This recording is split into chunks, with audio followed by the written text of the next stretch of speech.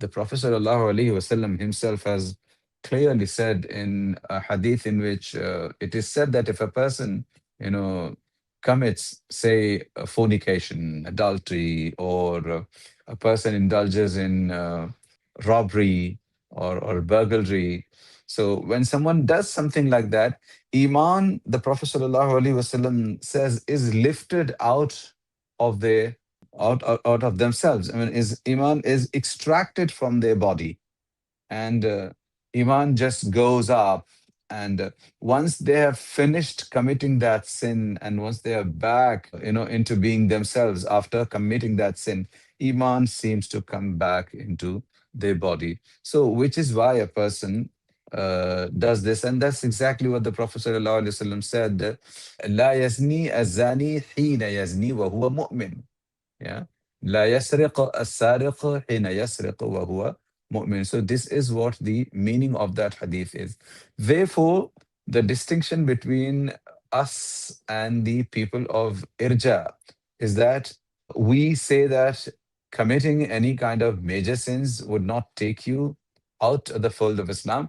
But yes, there is definitely going to be a defect on your iman. Like the Prophet ﷺ also says, إِذَا أَذْنَبَ الْعَبْدَ ذَنْبًا نُكِتَ فِي قَلْبِهِ نُكْتَةٌ سَوْدَى. Every time a person commits any sin, major or minor, the Prophet ﷺ says that, that sin brings upon the heart a black spot, a black dot. And when he seeks forgiveness from Allah Azza wa Jal for that sin, the black dot or the black spot is washed away. And once again, when he does that sin again, or maybe another sin, there's another black spot that comes onto the heart. And this clearly means that if a person continues to sin and sin and sin and doesn't seek forgiveness, there possibly comes a time when he never seems to seizes the never seems to seize the sinful activities and continues to do wrong deeds, which is when Allah Azza wa Jalla says, "Kalla bal rana ala qulubihim ma kanu yaksibun." I mean, their hearts have become uh, absolutely corroded, or their hearts have acquired lots of corrosion on them, courtesy bima kanu yaksibun, because of their wrongful or wrong sinful activities. So what we are trying to once again say here is that we must not halalize any kind of sin.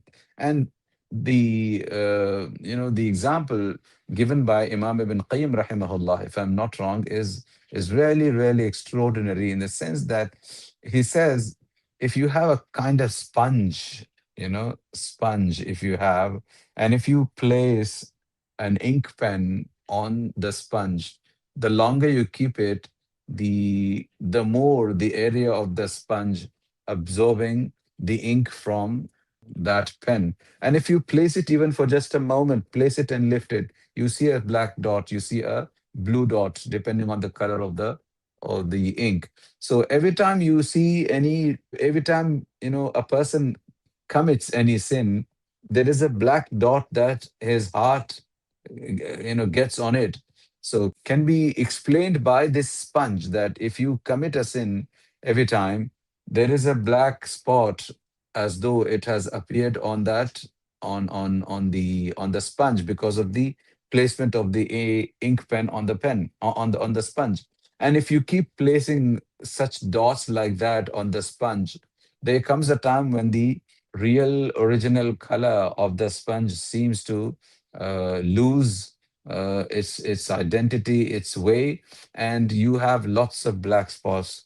And when you try washing that sponge, it becomes really difficult to wash that sponge in one go. So, which is also why when we keep committing sins and sins and sins, ثُمَّ قَسَتْ قُلُوبُهُمْ, then at some point it so becomes it so becomes obvious that our hearts seem to become very, say, very rigid and rough and hard. And it would appear that the kalam of Allah Azza wa Jal, the ayat of Allah Azza wa Jal are not affecting our heart, and it seems to become as hard as a rock, perhaps.